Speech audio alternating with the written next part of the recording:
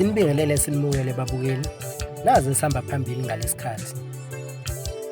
UGezani Dludla wenkampani iGezani Graphic Design usemangeze abaningi ngestatement asikhiphile epage lakhe kuFacebook lapho efake khona isithombe ehleli nenkosikazi kaNgizwe Mchunu.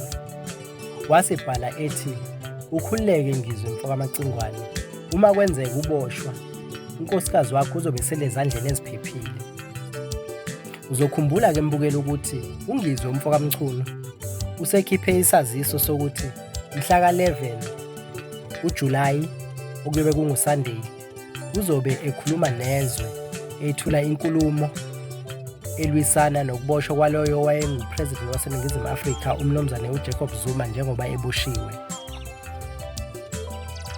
Okushiya abaningi benembuzo ukuthi akaqala ukwenza lokhu umfoka Dludla ukuthi afake isithombe eshuthe nalonkosikazi wakhe umfoka amacingwane. Sikhona esinye isithombe akasifaka naso begqoka into ezifaniselene esasusa umsindo kakhulu kwi-social media.